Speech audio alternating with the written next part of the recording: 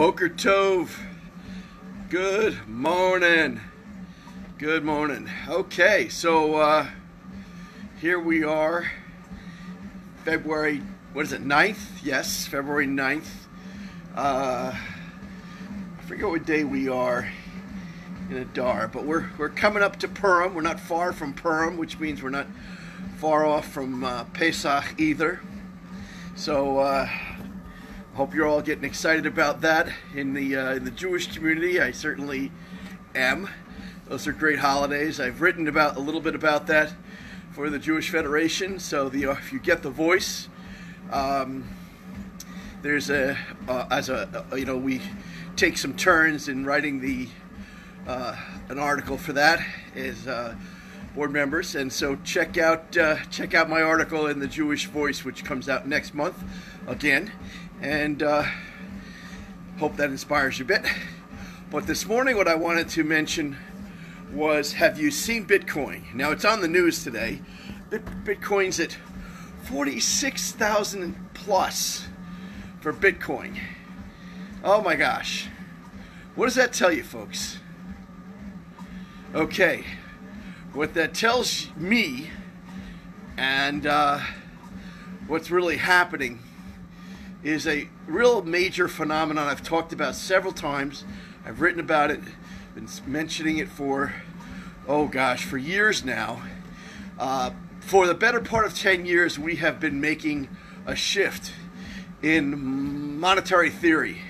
It's been debated, but I think it's fair to say, and you'll hear more about it in the news, I'm sure it'll become more of a known fact, but we are moving from more of a Keynesian theory to what's called modern monetary theory. This is huge. I can't emphasize this enough, and how it's going to impact our nation and the world. For the longest time, we've debated the ratio of debt to GDP, national debt, federal debt, to the gross domestic product. The general theory was that as long as we stayed under 100%, we had a reasonable handle on it. Now, of course, there are nations that exceed that, and they're struggling with that. Nations like Japan, we hear about oftentimes, and China, which you don't hear about because they own the news in America, I'm afraid, and around the world.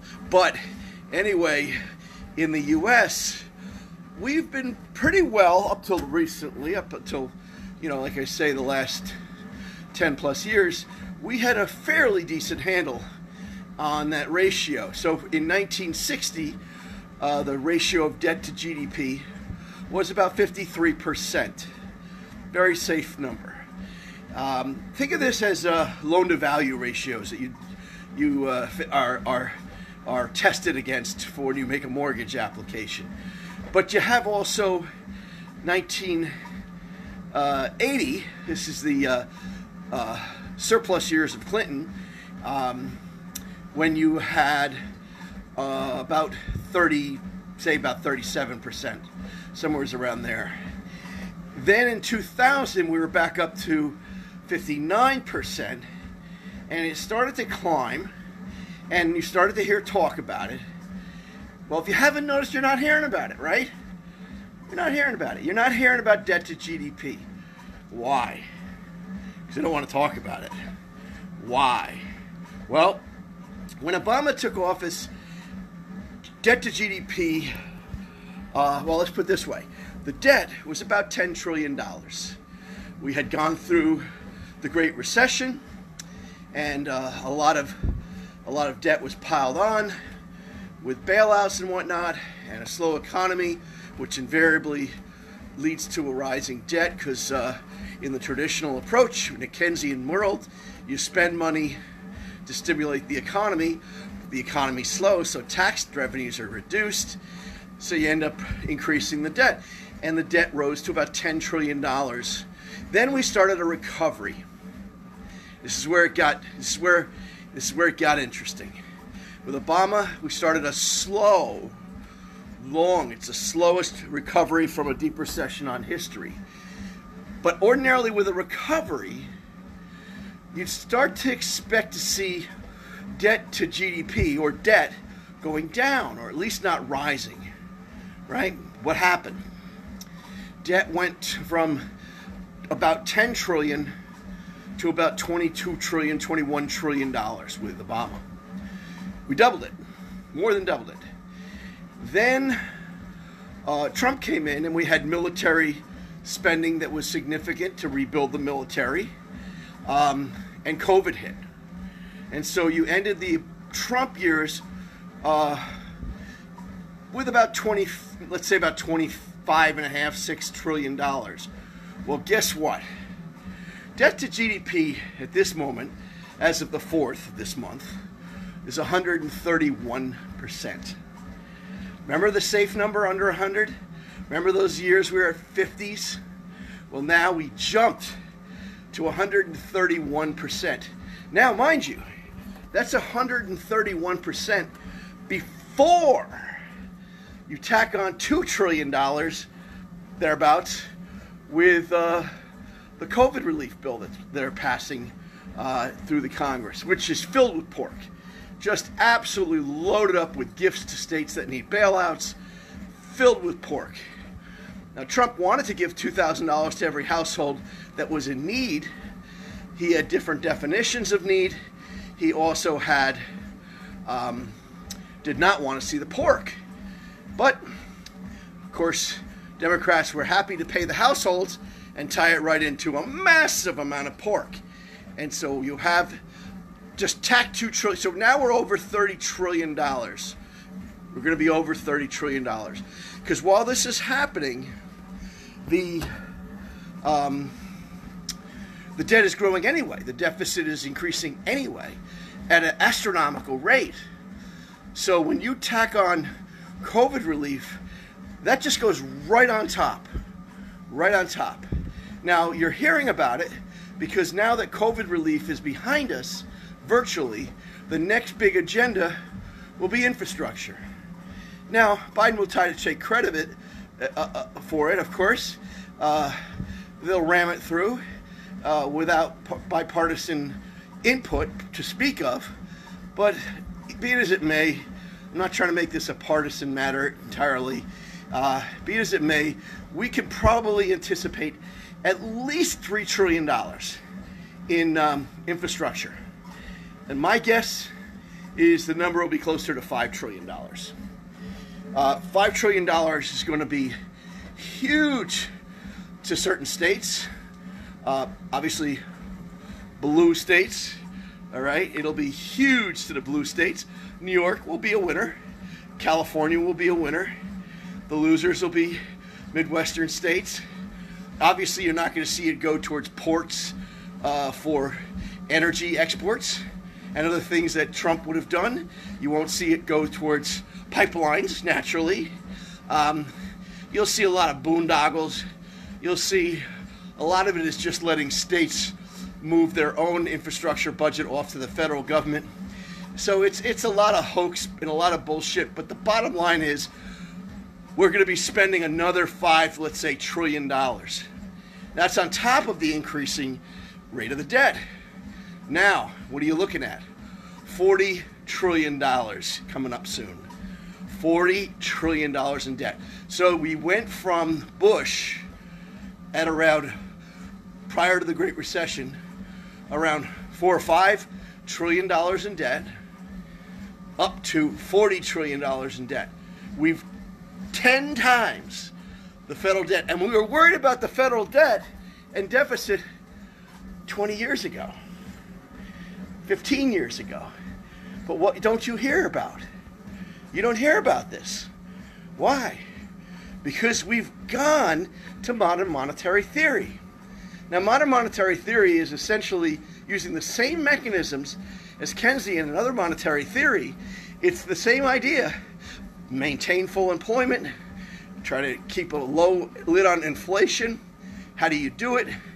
With spending to stimulate things in weak years, recessionary years, and interest rates and taxes to put a damper on the economy, right?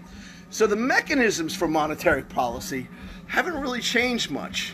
But the theory behind it has changed. And this is a world changer. This is a game changer. So instead of thinking that the government borrows to spend money to keep the economy at full employment, right? You don't care about borrowing. Debt doesn't matter. It's all printed money. It's essentially an acknowledgement of the reality today, which is that we cannot afford the debt. We can't pay it back. It's fake money, folks. Let's face it.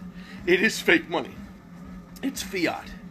So what you get is the government doesn't care about debt the way it used to, which is why the media won't talk about it. AOC will talk about printing money. Bernie Sanders will print money.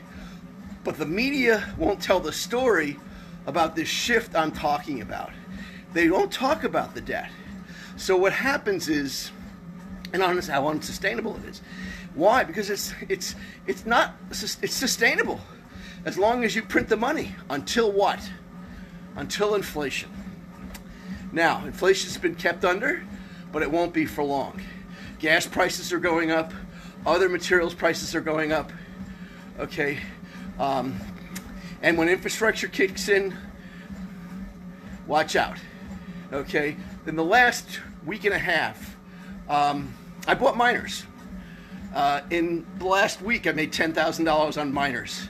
I'm not trying to brag. I'm just simply saying that mining is materials, and materials is an early indicator of inflation. You're going to see inflation in gas prices. They're already up over last year's time at this period, and this is ordinarily a slow time for gasoline. Why? It's the whole, nobody's driving, right? But gasoline futures are whacking up. So expect to see gasoline prices escalating well over $3 quickly, on who knows how high they'll go, because he's also hurting the infrastructure that supplies gasoline, making regulations more difficult, and so forth. You'll also see inflation in car costs as they raise the car gasoline requirements, mileage requirements. There's a name for that. And so car prices are going to go up, and cars have a lot of materials in them. Wire, metal, other materials that are going to be affected by inflation.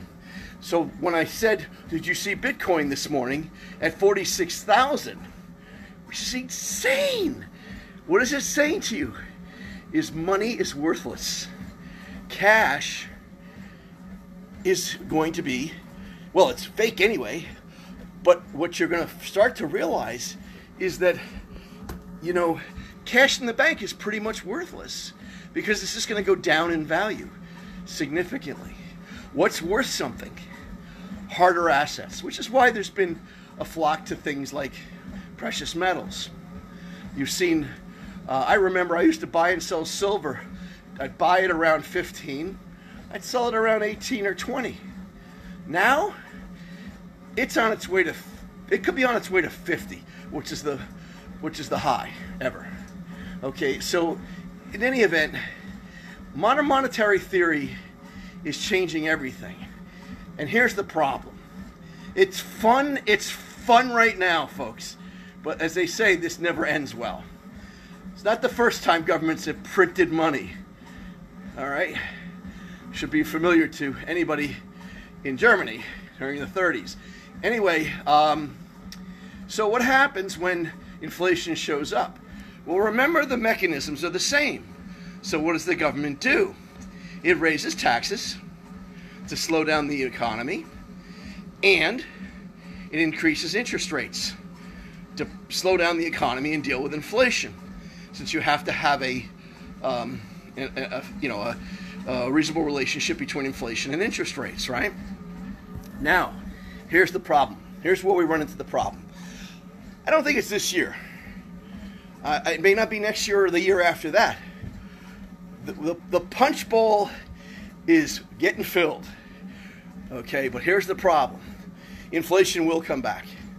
It will roar back. So what happens? You raise taxes. What does that do? Slow down the economy. What does that do? Raises the debt. raises the deficit. You slow down the economy, I don't care that you change taxes. The fact is, you are going to increase the debt. However, the other factor, which is equally big, if not bigger, is with inflation, they raise interest rates. Now, we've been carrying our massive debt, which was a significant portion of our budget, okay? And when the debt was 1/4 of what it is today, even when interest rates were 3%, 4%, it was reasonably okay. But when you have a debt of 40 trillion, which is where we're heading, and the interest rates trace back to the mean, okay, let alone where they should be with inflation, literally the interest rate on the interest on the debt is larger than the budget. It's larger than the federal budget. What do you do? What do you have to do? Well, like I said, with the economy slowing down because of taxes, and with the interest rates being higher than interest carrying on the debt being higher than all the revenue, what do? You print more money. Do you see? Do you get it now? Think about it.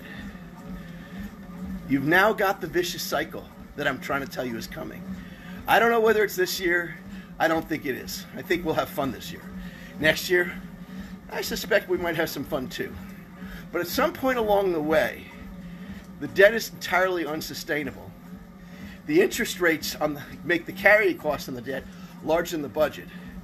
And to print money, to pay off the debt, to pay the interest rate on the debt, you now have the makings of the true Great Depression. Now, this is not just for America. Banks are doing this all over the world. Central banks are doing this around the world. And that's why the dollar is holding up. Typically, when countries get out of whack with monetary policy, they're rewarded or they're punished. Okay? But when they're all doing the same thing, the relationships between currencies doesn't adjust for that. It doesn't punish anybody. If Japan's doing it, and if Asia's doing it, and Europe's central banks are doing it, and Latin Americans and America banks and Canada, if we're all doing it, then we're all in the same shape. And some of these nations are in worse shape. So what you have is everybody printing money like crazy. And it's all fake. Now, what does it say on your money? What do we always say it says on our money? In God we trust. It also has a Latin phrase which means that God or Providence approves of America, because that's how we were founded. We were founded in a covenant nation. But with monetary theory and what I'm talking about happening, I'm saying that ultimately where this ends up is currency as we know it goes away. Right. Currency as we know it goes away for a couple reasons. The first biggest reason is, of course, it's worthless. So in order to deal with the debt, what do the world banks have to do? They have to reissue currency. They're going to reissue digital currency. They're essentially going to realign debt with essentially what it amounts to writing it off. Okay, you end up reissuing currencies, at which point the US dollar is not relevant the way it was. Okay, it's a gift to countries like China. It's a gift to countries that have been the worst abusers. All right, and what you end up having is a new currency, digital currency. But here's the thing. You can have cash in your pocket. You can walk out and spend it. You can go to your bank. I can sell all my stocks. I can sell everything, all my asset cash, my liquid assets, and I can turn them all into gold, let's say, silver, or just cash. And people did keep cash in their beds in the Depression. Okay, people did keep cash in Germany. Okay, now Problem is, cash becomes worthless in this world, in this scenario. Why? Well, first of all, it's going down in value. Second of all, with a digital currency, it becomes literally not acceptable for currency. It's not transmissible. It's not real anymore. It's not real anyway, but it could literally becomes invalid. We move to a digital currency. But what do you have to do with a digital currency? Digital currency has to be tied to you. I mean, we're not going to walk around with these coins. What you're going to have is digital money. But digital money needs an identity. It has to be your digital money, like your digital bank account. Now, with a bank account, you have a bank account number, right? Every account you have has an account number. But what are they? They're all different. They're all different. In a digital currency world, your currency is tied to you, which means everybody needs a digital ID. Now, you could possibly get around that by just doing pure barter, but everybody needs a digital ID in order to transact, in order to buy and sell. You have to take on this digital mark. You have to take on a digital mark. What does it say on our money? In God we trust. We're becoming a nation that doesn't trust in God.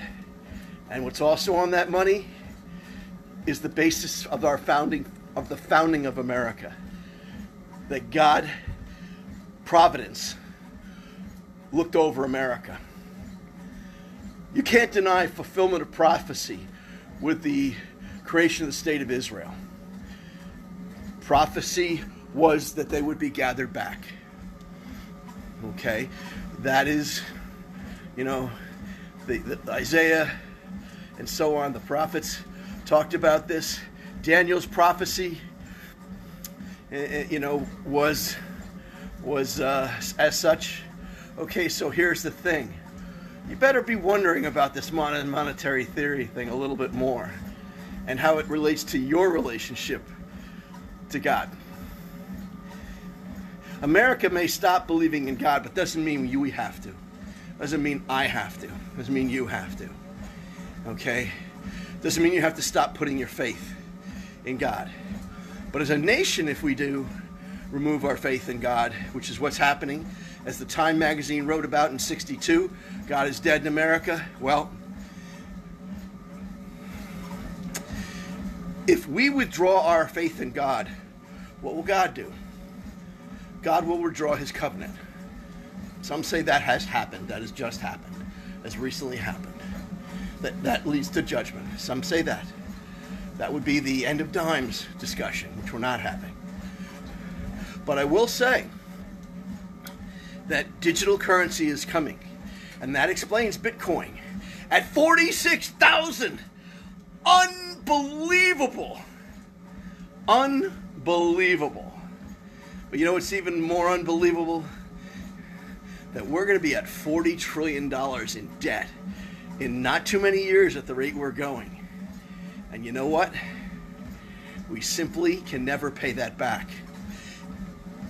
Modern monetary theory becomes a reality, and we're not talking about it. Did you know what you owe? You know what you think you have in debt? The average household thinks it has, the average household has $63,000 in debt. The average. Granted, some people don't own a home, some people do. Okay? But guess what? There's something known as unfunded liabilities. There's something known as debt also. But just at the debt level, guess what you owe? Guess what you owe? Guess what your personal share of the debt is? Now, this is as of February 4th. And as I said, it's going to increase by the numbers I just gave you by roughly 25% over the next couple of years. But as of February 4th, you owe, or put it this way, you owe your government, or put it this way, the government is in debt. Who pays debt? We do. We do. You are individually, if there's two people in your household, To adults, multiply it by 2. You are in debt to the tune of $480,000. That's right. Now, that increases, as I say, 25% over the next few years. That's another $100,000. You are in debt to the tune of $600,000. Guess what? I have no plans to pay that. No way, no plans of paying off that debt. And I guarantee you don't either. So whose debt is it? Do you have children? Do you have grandchildren? That's whose debt it is. We're so brave, we're so courageous. Biden's so proud passing this compassionate COVID relief bill. Oh, it's so compassionate to borrow from your grandchildren so that we can have a better life. You know, that's upside down. Immigrants came to this country to build a better life for their children and their grandchildren. That's what built America. We have turned America upside down. Upside down. It's going to be fun for a few years. I don't think it's going to end well. And so you might want to think about what you're doing about that. I know I am. Now, there's a lot of people out there who are preppers, they call them. You know, they go out to the woods, they stock up on things. They've taken it to an extreme. And maybe they're right, maybe they're wrong. I don't know. But practically speaking, there are things we can do. I won't be able to talk about this in this video. It's already too long. But if you want to talk about it with me personally, talk about it. Give me a call. I don't care. I'll be happy to talk to you. There's things you can do. There's things you should do. There's things I'm doing. Things I'm doing. I hope you'll give some thought to what I'm saying. Enjoy the ride, because it's going to be a ride. Modern monetary theory is going to make this fun for a couple of years or more. But if you've got 10 years, 20 years, 30 or 40 years in your personal gas tank left, think ahead, folks. Think ahead. Have a good week.